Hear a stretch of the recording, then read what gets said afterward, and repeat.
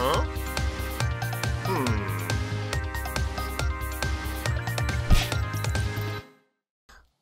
Do your mob elevators still look like this since 1.13 came out?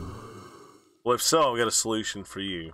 The problem with these elevators is that there's no way to force that mob into the next water stream without creating additional collisions, which adds more lag to your game and a lot more problems. And not only that, if you're farming mobs, you don't want the possibility of them despawning on you, as they can within 35, past 35 blocks from you. So the solution I have for you here, just like this, is very simple. And what we're doing is connecting the currents of the water stream bringing them in and the water stream bringing them up.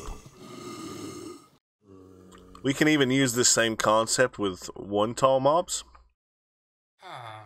To use a villager here to make a baby one tall mob. So I'm going to push the baby in there. He's going to fall, go through. And all we've done is replace the second sign there with a solid block here,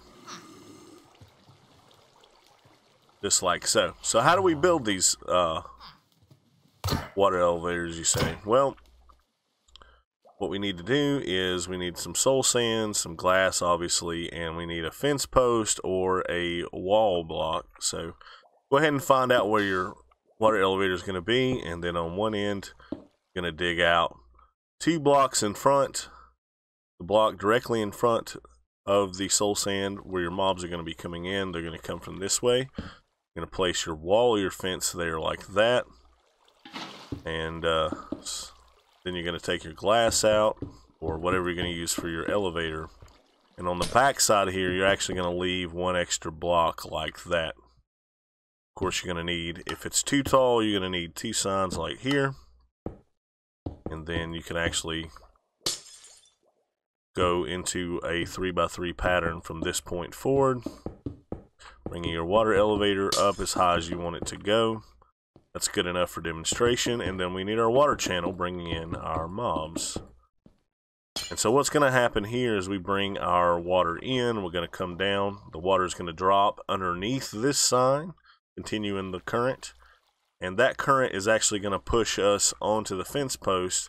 And as you can see, when we rise up on that fence post, we actually go up an extra half block, because the fence posts are actually a block and a half. However, they snap to the 1 block grid.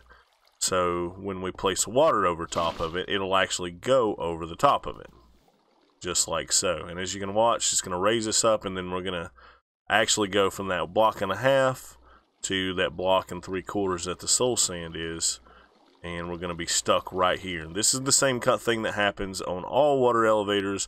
We get to the soul sand and we get locked in because there's nothing else to continue to push us in this direction. Now with the sign here, we can place another water source, and that water source is going to create a current going that direction, as well as the bubble column going up. And as you can see, when we ride into the water stream, we're raised up on the fence post, raised up on the soul sand, and that current on the soul sand brings us all the way to the center. Then we can just continue our water all the way to the top, and not touching the controls here.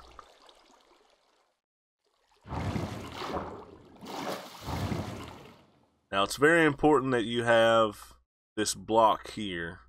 You wouldn't want to do a situation like this. And the reason for that is that you want the feet of the mob to be able to reach the very first source block. If you don't, you're going to get stuck right here. So the up is faster than the over, so you need to actually force the player or the mob 1 block lower for long enough to get yourself out from underneath that block. The same thing happens when we do the babies. We remove the sign and place another block here to force them into the bottom source block, and then we're able to, again, we need to summon the baby,